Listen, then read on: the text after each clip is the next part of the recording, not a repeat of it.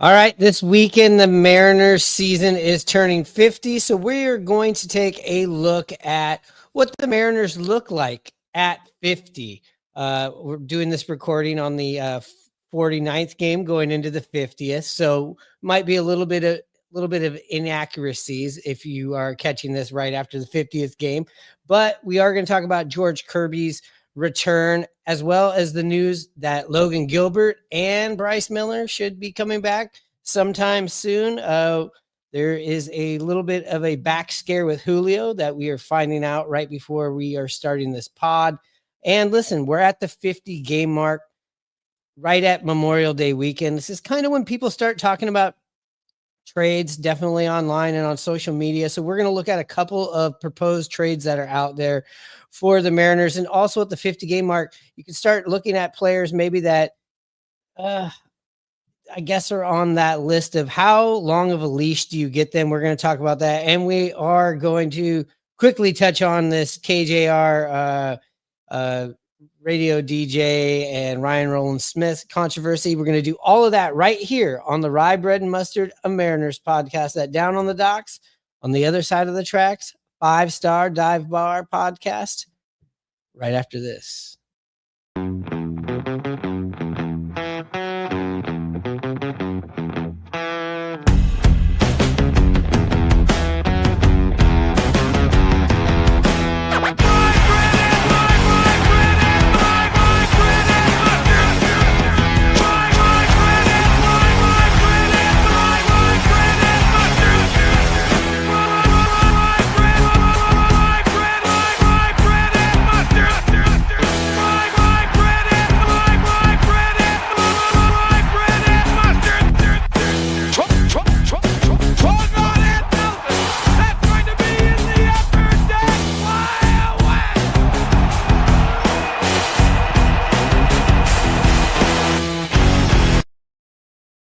All right, with me on this episode is Hanno up in Edmonds, who has agreed, as far as our text negotiations, you've agreed to stay on here for at least 28 minutes. I know that you were pushing for 20 minutes, and I was pushing for 30, but I got you for 28.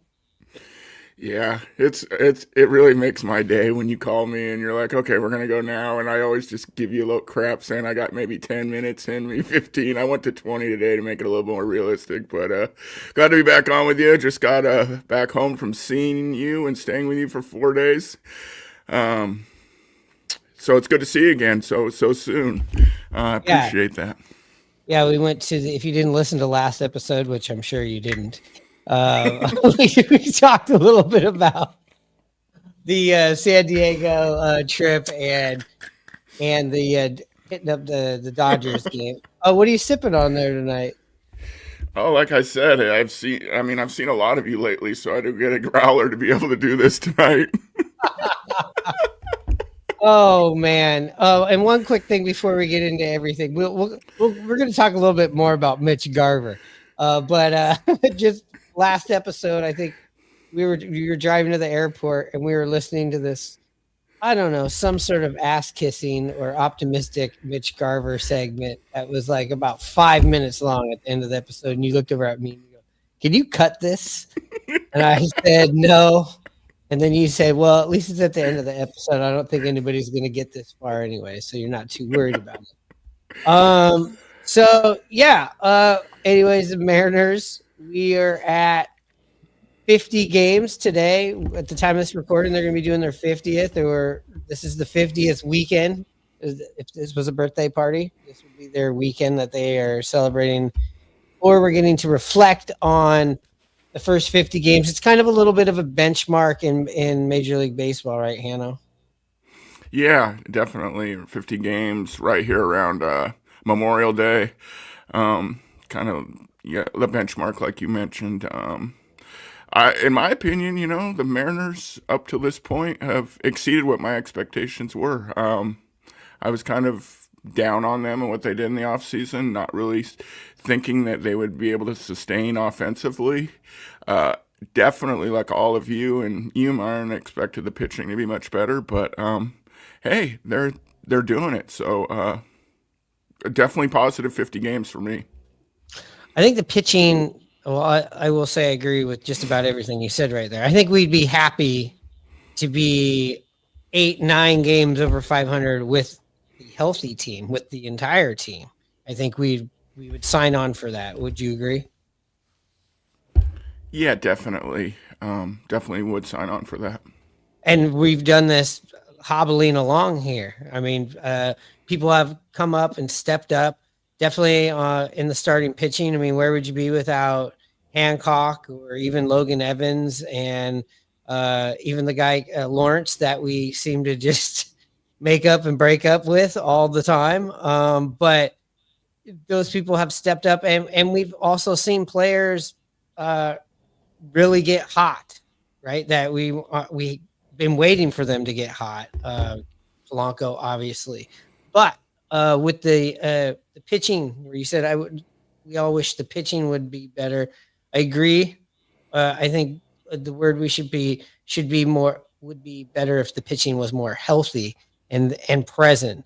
You don't have Miller right now. You don't have Logan. You haven't had Logan for a minute, and you didn't have Kirby until the start here in Houston. So I would assume you would think that the pitching is going to be a lot better here in the next 100 and plus 12 games here. The rest of the Yeah, season, that's an easy way to put it. yeah, you definitely can probably say confidently that the pitching will improve. Um, it's I don't know if you can say the same thing about the hitting. I'm starting to lean that way. Possibly they've shown me enough so far.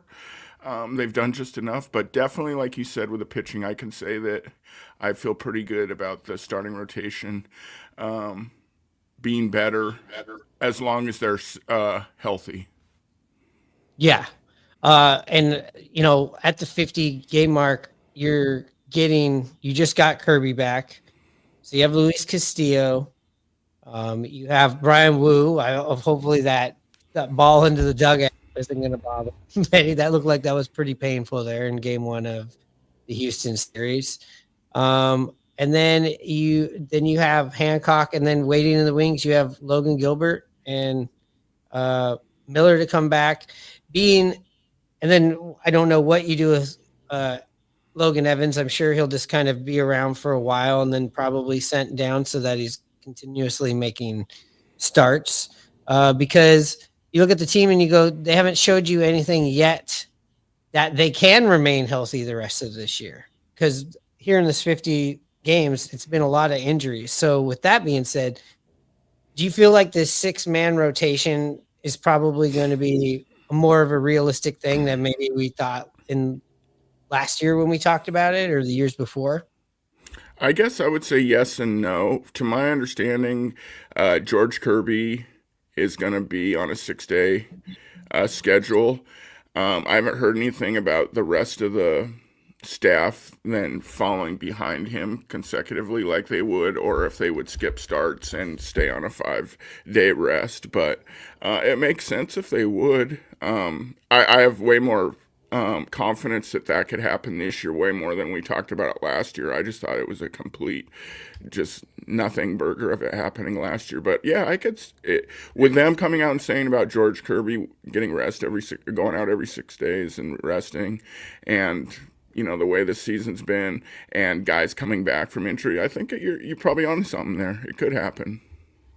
Yeah, I think when they're all healthy and they're all running at the top of their game, you don't want to mess with anything. And then when you go to a 6-man rotation, the other argument is, well, then you get less starts out of X, Y, and Z, right? So I get Yeah, that argument. I get that argument, but I wouldn't call it an argument. I get that point. As far as dealing with not one, not two, but 3 of your 5 starters having injury issues that they didn't get surgery for. They're worked through them, or I wouldn't say they're probably not cured of what they had, but they're getting back to a point where they can pitch again. You don't know where that's going to limit them. And then you also have another pitcher in Wu who's stayed healthy, but he has had an injury history in his past. And you have Luis Castillo, who has a lot of miles on that arm. So when you add those components and you move into 2025 versus you ask us this in 2023 or 2024, I think just on those things, it points to that makes sense. Matchups and all that stuff, I don't know, but I just with the naked eye makes me definitely think that's why not if you got it too. What other teams can go 6 deep like that? Not Yeah, I many. guess. Yeah, you're right. I mean, my only hesitation would be then. Obviously, it would take a person out of your pen and a weapon to use out of the bullpen. The Mariners use their bullpen, a lot and often, and rotate through those guys not only down the pen but also from the minors. So that's a little concerning. Maybe it won't be such a big deal once these guys get all, built up. But you get in these games like tonight, and you don't really want to pitch any of your high leverage guys. You want to pitch guys, they're down on the depth chart. But it's just something that would be a little hesitation for me. Maybe they would throw one of those guys in the bullpen if they need be, like at a long outing, if someone has a tough start or something like that. I don't know, but that's just kind of what I think so far about going with a 6-man rotation. Yeah, I just feel like sending Hancock back down would be a hard send down. Yeah, I mean he's Hard. this is how they learn too and get better being up here. He's really come on. He's attacked the zone. I've seen much improvement from him from last year, from the beginning of this year. I think seeing nice things from Logan Evans. Giving up all those home runs in his last start, but then being able to get through and give you a couple extra innings to help out the team and the bullpen. That's huge. I mean, that's growth. So, Yeah. all of them, everybody's, I mean, this team is where they are because of everyone who's on the team. It's not one guy, carrying the load. Yeah, we can say Wu has, and he's been fantastic. But everybody's chipped in and helped out in some way to get the Mariners off to the start that they have in 50 games. Yeah, and even Logan Evans is a tough send down, but that's a guy that you're going to see this year. Somebody else is going to miss a start, or you're going to run into some double headers, or anything unforeseen. Maybe the bullpen gets taxed one night. You're definitely going to see Logan Evans, and he has been effective. And you're right, he hasn't shown that he gets rattled when No, not at all. things aren't happening to him, and these major league baseball players are getting to somebody that's only thrown a handful of games. He does bounce back. We saw that happen in the game when everything went bad for him, and they had put up 6 runs in that game, which some of them got knocked down. And then you saw that here in Chicago as well, Yeah. and did enough until the Mariners could resurface and show back up like they have been. And he was absolute filth down in San Diego when we went to that game, So he's been, not too much up and down, but steady for a guy just, making a handful of major league starts in his first season. Yeah. And then as far as really quickly, Logan and Bryce, let's pull up. I'm putting up a Seattle Times article here. According to this, when we're recording, and there was a conversation with Bryce Miller, Logan and Bryce Miller will be doing what's it, up and down type of pitching, meaning somebody's going to simulation. So somebody's going to pitch a certain amount of batters or innings, and then the other person's going to go in. Correct. Pitch an inning, 3 outs or whatever, 3 batters, and then they'll go sit down. The other guy will jump out, and then, to simulate game action of getting hot and then cooling down and going back out there.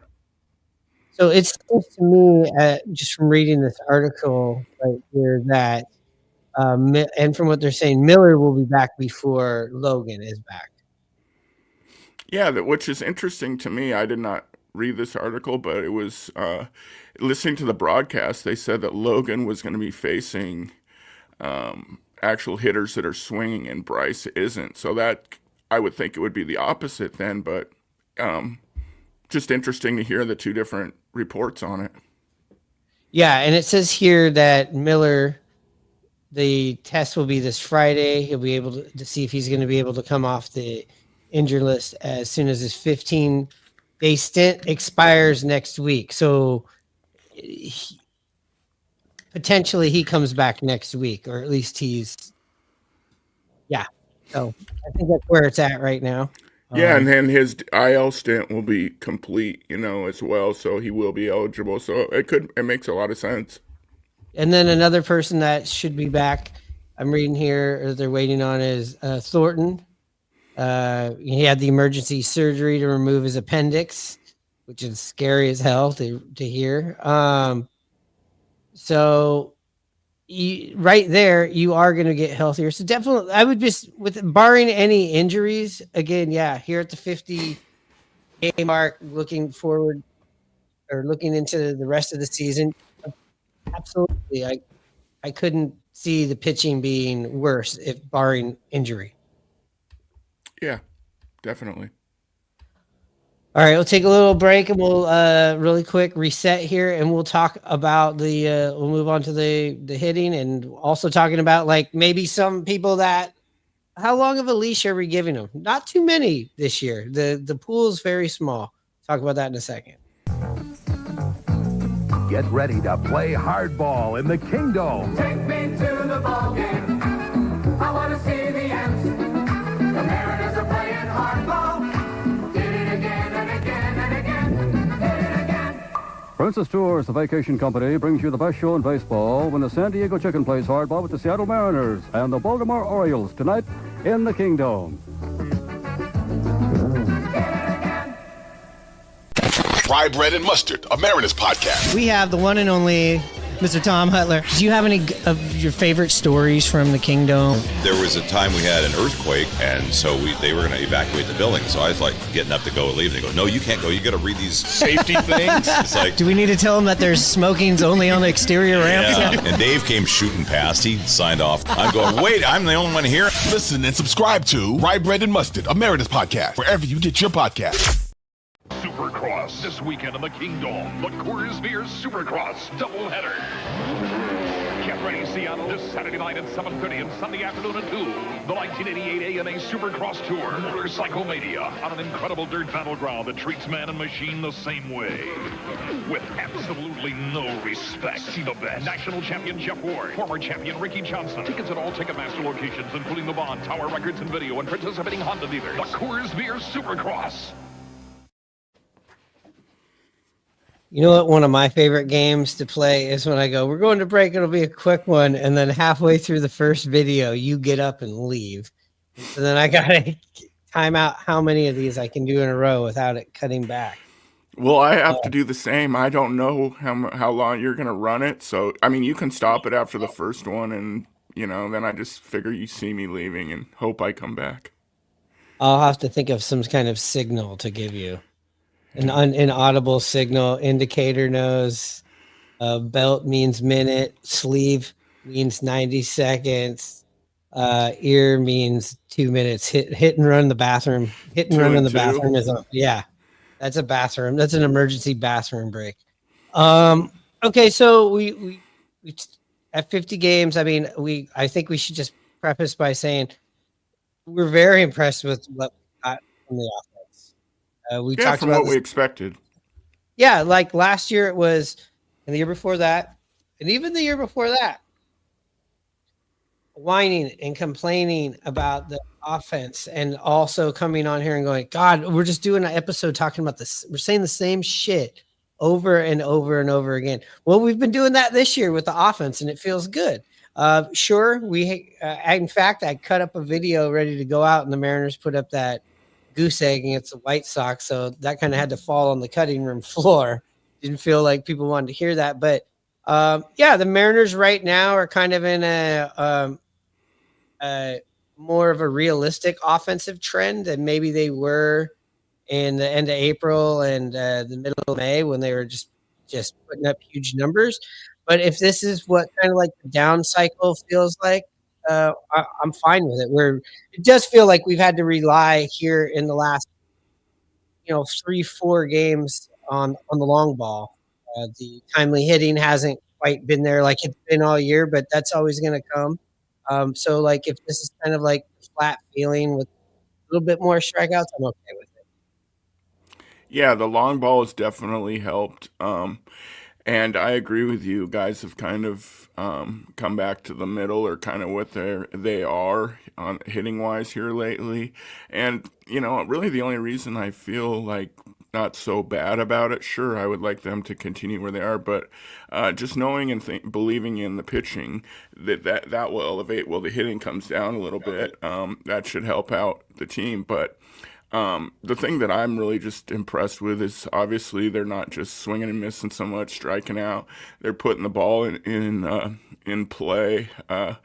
Just a way better brand of baseball to watch, and they haven't been swiping as many bags, it seems like, as they did earlier in the year, but that's something to their game. So they've shown a lot of different ways to win offensively, playing some small ball, the long ball, like you mentioned, and then hitting runners in when they're in scoring position. So they've shown us that they can do it in a bunch of different ways, and that's something we definitely haven't seen in a long time, especially last year with how this team didn't hit, their lack of hitting. Yeah, and I think with the running too, you lose Victor Robles and Luke Raley. I mean, those are Luke Raley, one of the smartest base runners you're ever going to find, and Victor Robles, one of the most reckless abandon guys you're going to find, but he sets the tone. If you just think about those two with Randy Arozarena, I know Tavares he has a history of stealing, but they probably didn't steal that much down in Texas. So I'm kind of looking to see him get some more stolen bases, but he's got to get on base. He did have that big home run there in Chicago. That's good for him. I'd like to see much more consistency out of him. Yeah, he hasn't had the consistency, but in certain games he's been there when you've needed him, and that's shown. You mentioned the down in Sacramento when you watch them play, he was big there. The home run against the White Sox. So hopefully he's just heating up a little bit. It's a nice thing to say. And as you were talking and mentioned all the guys that are hurt, that's a really nice, impressive, big thing by this team. Guys who've stepped in, and there hasn't been a huge drop off, and they've picked up and helped out the bottom of the order. Are mostly those guys that are substituting in for the Rayleys and the Robleses and stuff like that. And it's just been nice to see. It's not such a drop off as I thought it might be. Yeah. Well, let's just change gears here. Let's stick right here into let's see if we can do this. Yeah. With the outfield. Even though the outfield seems like it's you'd assume it's pretty loaded when you get everybody back, but now you have the Julio back thing. How much is that gonna keep coming back? No pun intended. Is Victor Robles going to be back when he says he's going to be back? Is he not going to have setbacks? Same thing with Luke Raley. This is an oblique thing. Also, if he does come back, we talked about it. You kind of already have your left-handed outfielder in Tavares to have at bats out there. But also, are you still looking for an outfielder if something arises? And I'm talking about one of these. What is this? Mojo Mariner. Here's obviously, I think this is just. I don't know what exactly. No, it's called not Mojo Mariner. Excuse me, Soto Mojo. Mojo Mariner Hit It Here podcast. Different guys, awesome dudes. This is actually Soto Mojo put out an article. I'll try to pull it up here on the screen, but it basically was what it is talking about is maybe Mullins, center fielder from the Baltimore Orioles, because the Baltimore Orioles seem like they're just nosediving this year, would be available at the deadline or sooner, which also sounds very attractive to have that guy. He's a Mariner killer, but like, where would you play him? Why would you get him? How much would he cost? And honestly, like, you brought up when we were talking about it privately. You said, "Yeah, but who knows if all these guys are going to be back and healthy? You kind of got to cover your ass." Yeah, absolutely. Especially with the Robles injury, in my opinion, even though oblique is really tricky as well for Rayleigh, but I just don't know how that arm's gonna end up working out. Of being immobilized and then him getting it going again, and I mean it looked vicious. So just not sure, and him being gone for most of the year and coming back and expecting him to be where we think he should be. I just find that might be difficult to really attain, but you never know. And Rayleigh, like you said, obliques are tricky. But I mean, with Mullins, I guess it's a possibility. I just feel like the Mariners are gonna wait and see until that is the case. Where Mullins, I guess it's a possibility, and Rayleigh's not ready as well. Mariners are gonna wait and see. Yeah, my thing with Mullins is, man, that would be great. He's only a rental. They said, according to this article by Soto Mojo. Again, I don't want to use Zachary Reimer. I believe that's his name. He's got a couple of crazy trades. He's got one where the Mariners are going after, but this Mullins one, like it says right here, Mariners would have to stretch their budget for Mullins because he's owed 8.7 this year, so you'd have to pay the remainder of that. And I believe the problem I have with that is you're paying Tavares this year, which is what, around like 4 for the rest of the year. So what would you do there? That means you'd be bringing on $8 million. You'd also have to get rid of somebody who we'll talk. That's not a hard thing. There's a couple people, but a lot of the people that the Mariners want to get rid of, those are expensive get rid ofs, considering the way they do business. Now, if you were any other team or a reputable team like the Yankees, the Dodgers, the Cardinals, the Padres, the Red Sox, teams that are serious about the stuff, you just overload and cover yourself. But we're talking about the Mariners here, so we do have to break out the calculator, Yeah, I mean I agree with you. If the Mariners are in the hunt come, trade deadline time, and it is very evident that you're going to be missing those two guys, and let's say another guy goes down, you really don't have a backup plan. Yeah, I would love to see the Mariners go out and do that, and I would expect them to, because I mean, let's be real here. We haven't been in the playoffs that often. We've never been this, we haven't won the division in many years, so. The only thing when you told me was that Mullins would be a rental player. He was in the last year of his contract, and then probably what it would take to acquire him. That's tough too. So yeah, because this person is saying per baseball trade values, and they're saying like Mullins for like a Logan Evans and a Brandon Garcia. It would be a couple of prospects, around 10, maybe not in the top 10, but right at the top 10, maybe with 20, multiple people, which is for a rental. Yeah.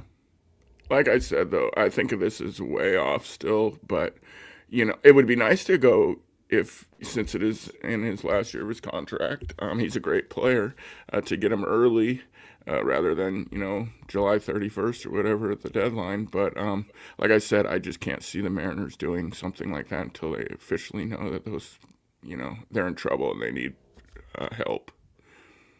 Okay, so let's steer away from, fantasy transactions here, and let's talk about some subtractions that the Mariners, you would think it's got to be on the table. Let's just start with the two guys that probably we're talking about.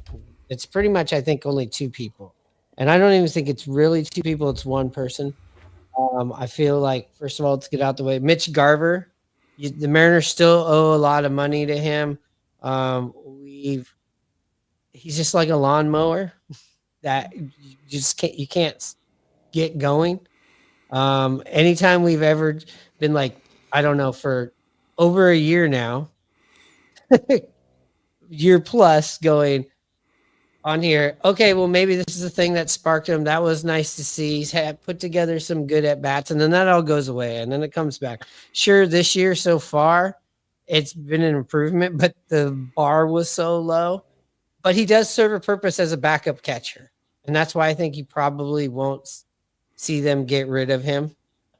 He's a veteran, knows how to handle the staff, and that's a lot of money for the Mariners to eat. Even though you look at the money they ate on Mitch Haniger, and you're going, if you're Jerry DiPoto and the Shadow, Justin Hollander, as you call him, going and you're being like, hey, can you loosen the purse strings up? That was a great pay this guy to go away with Haniger. So hear me out on this one. We got to pay Solano to go away. Yeah, it's a much less. It's a less of a hit. What about 3.5? He gives you nothing. I mean, I'm sorry. It's been a disaster. There's a couple of good scoops at first. There's a 10 pitch at bat that he had, and then there's really nothing else. There's that double that the other night in Chicago that you're like, okay. But yeah, if you're just talking about money though, in Donovan Solano, 3.5, I mean, 3.5. So what we've played by the time you get rid of him, a third of that. So you're really only paying him a couple of $1 million to go away. But what's a couple of $1 million and picking somebody else up or bringing up Locklear? You're basically just paying $2 million more for something better at the end of the day, right? yeah, it's dead weight down on the bench, and like you mentioned for that double, he's got multiple strikeouts, hitting in the twin killing double plays. It's and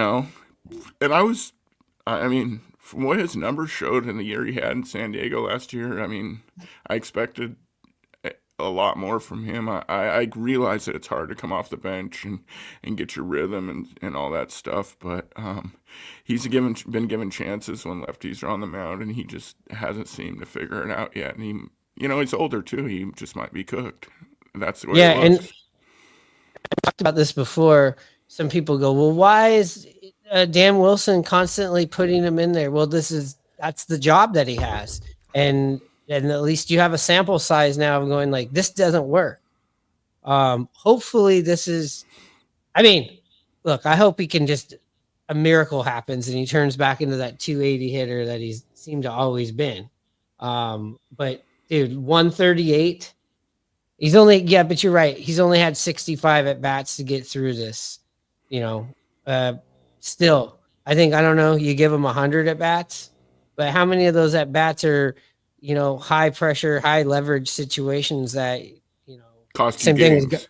Same thing with Garver. We were talking about in that second series or second game in the Chicago series where Garver had that bases loaded, lets that strike three, it was a curveball, but that was the only pitch that pitcher was getting over for a strike. You knew it was coming, and it wasn't so. We don't know what he saw in the box, but it was like, you got to get the goddamn bat off your shoulder in that situation. Yeah, a full count like that, sure. I mean, it's happened, where a guy's totally assuming a different pitch is coming. But I mean, it happens a lot. It seems like where he takes a lot of first pitch strikes to begin with, and that gets him behind the 8 ball. But he also takes strike threes looking at times too. So, and in that situation, when you're playing the White Sox, a team you feel like you should beat in a 1-0 game, and the bases are drunk, I mean, yeah, it upsets you. Yeah. And it upsets you, especially when you did an episode the day before talking about seeing good things about him, wasting 5 minutes of everybody's time. If you made it to that end of that episode and heard that 5 minute. Bravo. Yeah. Thank you. We have to do something nice for you. So let us know if you did that. Yeah, and I think that's the person. Like, I don't know how long of a leash what do you do? I mean, is this somebody you're actively already trying to replace? Garver? No, Solano. I mean, it's got to be at least discussed. It is a short sample size. What do you give someone? What kind of leash? He's giving you nothing. If you get rid of him, is there somebody out there? Who knows? Obviously, or I mean, Chris Taylor came up. We heard that when we were at the Dodger game. I don't know how much of a first baseman he is. We've got a lot of players like him that are utility guys that can play all over. Is that a right that or a wrong that Jerry wants to make right with bringing him back? I don't know. He's played a lot of games and is getting older. He doesn't look like the same player. You're kind of talking with Dodger fans, but I don't know. Will he give you more than Solano? Maybe. That's just one name. I've also heard trade possibilities of Nathaniel Lowe, the ex-Ranger that is with Washington right now. He's struggling. I heard Divish on a podcast a while ago saying the Mariners have always been interested in him. That's a guy maybe you could go get, but he's left-handed hitter as well. Well, I'll pull him up right here. He is a left-handed hitter. You are, yeah. So that really doesn't solve the problem if we're going out at him, because I was going to say that it's what 222. Is he a switch hitter? He is bats. Left. He left. Yep. I thought he bats left. He does have 30, even though he's only hitting 222. And his OPS is below 7. He does have 34 RBIs this season. So it's really nice. And I appreciate what Rowdy's done over at first base. Yeah, I've really noticed lately that the ball's hit towards, a foot right or left him. He's not coming up with. I've appreciated how he's been able to pick the ball and what he's done. As far as hitting, he's come along, but and there's some of those balls would really be helpful if they could come up with, and Nathaniel Lowe probably makes those plays. I agree with you there. Here's another that's in-house, maybe for a temporary solution. Tyler Locklear, down in Tacoma, hitting 285, 3 home runs, 25 RBIs. That's minor leagues, and also those numbers don't jump out at me. That's like, those are crazy numbers. He's wasting his time down there. I think he definitely showed you that he had a little bit more of developing to do last year, but also showed you good signs of stuff, definitely power. But I mean, look, this guy was only drafted 3 years ago too. So, I mean, he's probably right there. Look, 24 years old. But he is an option on the right side. If you feel like maybe he's going to spark something that Solano's not, why not bring him up and just do that while you look for another person? Yeah, sadly, like a Justin Turner would be great on this team. A Carlos Santana would be definitely great on this team. Both players you mentioned, those said no to the Mariners. We got to remember that. We do. And but it has to come from the right side, in my opinion. I feel like you're all right with Rowdy as long as he continues to be like this. I'm all right with him hitting in the low 2s as long as he's, providing some RBIs and, getting the ball in the outfield for sac flies and home runs. But from the right side, it's tough. You look at a matchup just against Houston. I know they were talking about, hey, well, they got 4 right-hand or left-handed pitchers in the bullpen, and you're just thinking, wow, this is a long series. The Mariners play close games. Gosh, they're probably going to go to their lefties at the end of the game so that the Mariners have to substitute out Polanco. So they have to substitute Tellez out for Solano and Garver, whatever, one way or the other. And that's the Mariners' weak link right there. Those two offensively. Why not go do that all the time? Because that's the only thing they're going to go to. Unless Dylan Moore is on the bench that day, which he's not on the bench a lot anymore right now. So that is definitely something that they need to upgrade the right-handed hitting that is either coming off the bench or the depth in your utility players.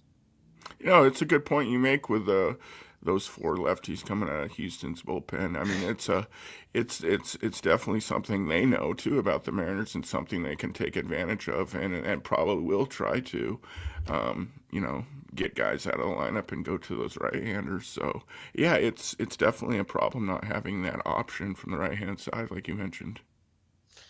Yeah. And I think that's pretty much it here for our episode.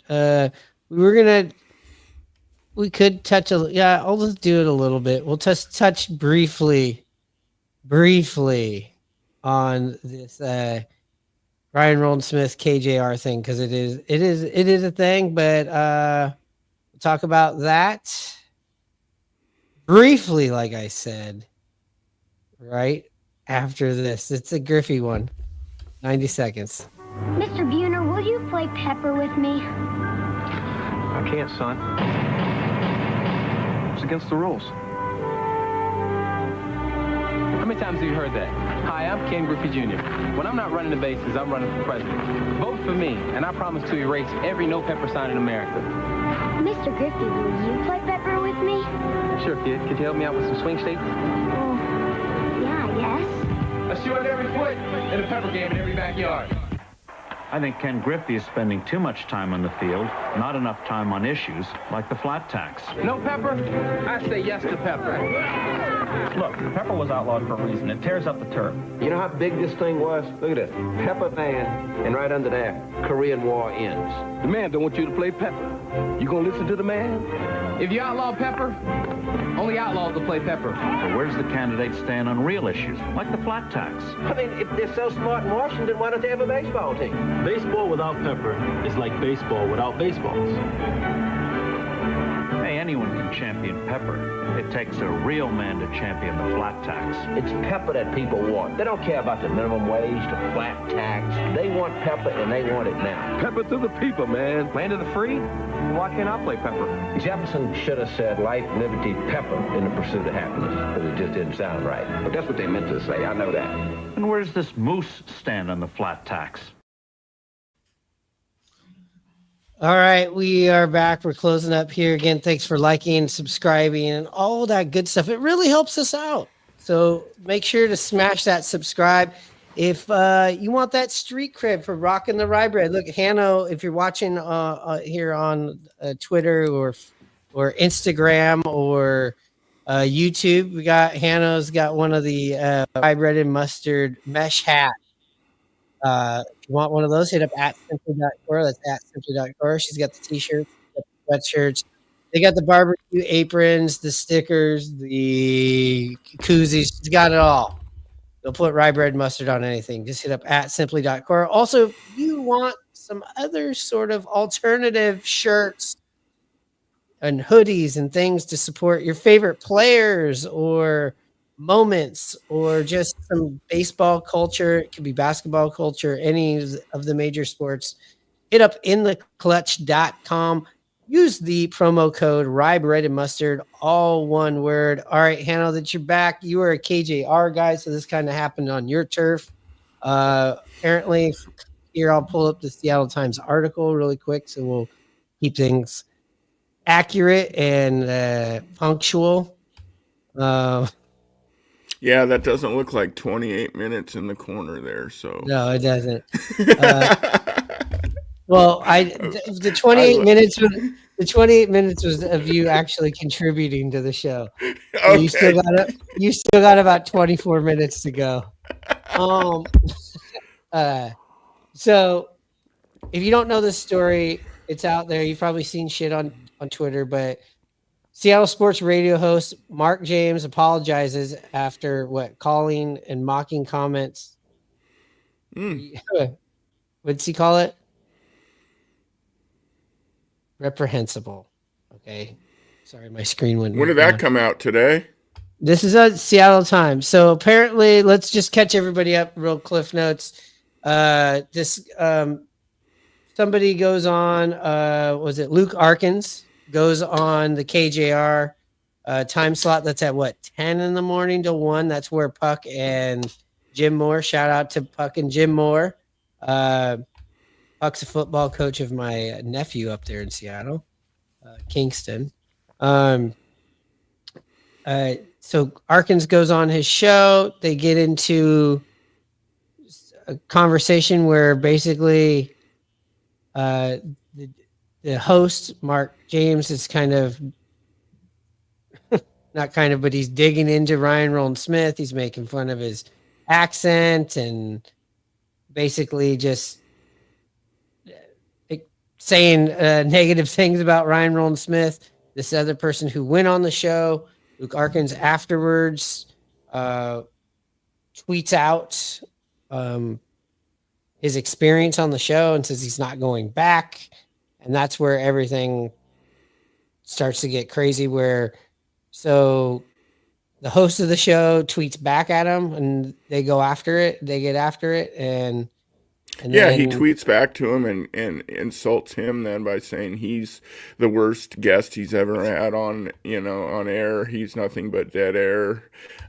He just put flames on the fire and then just,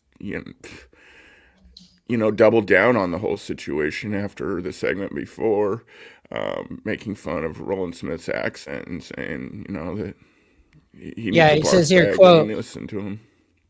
Yeah, it said about 20 minutes into the first hour of the show, James read a text message from a listener that said, quote, why the Mariners chose marble mouth Ryan Roller Smith over Kruger is beyond me.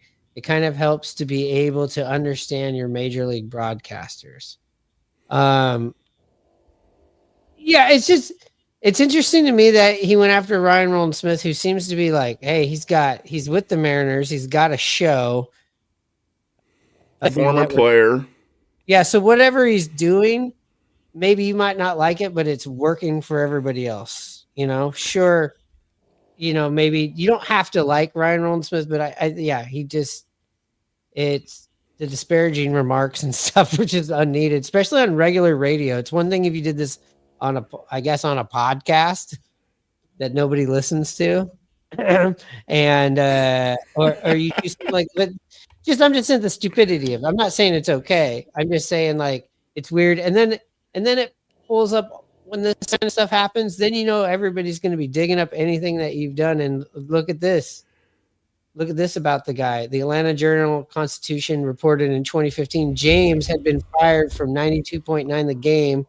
Although the reasons for his departure are unclear, it's turning out to be like I believe James was suspended a week during his time in Boston with New England Sports Network for inappropriate actions after it was reported that he sent an angry text message after a woman declined his offers to get drinks. The woman shared the text messages, and James later claimed the messages were sent by someone else holding his phone.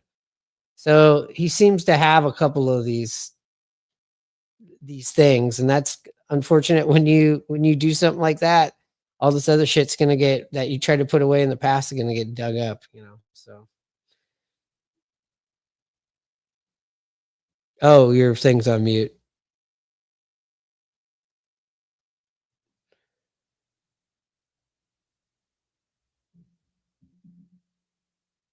You're on mute there, Hannah. But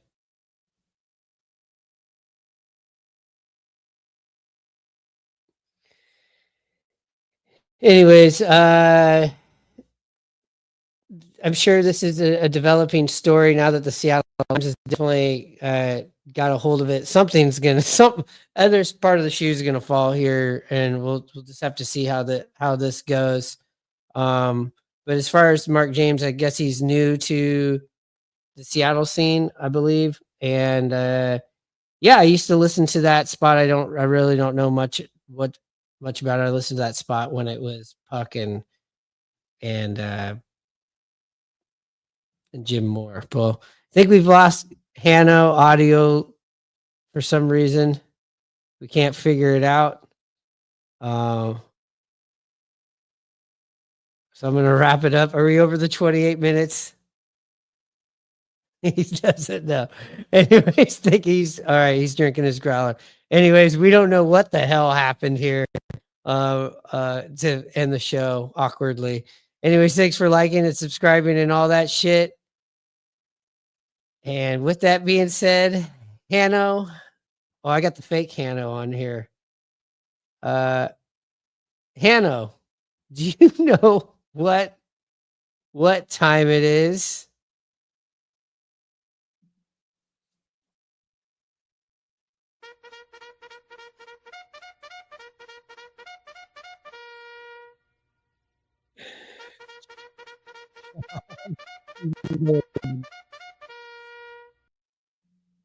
everything was great until we got into the controversial stuff, and then they were just trying to StreamYard just trying to shut down the conversation, I guess. Anyways, that's the end of this episode, and we're out.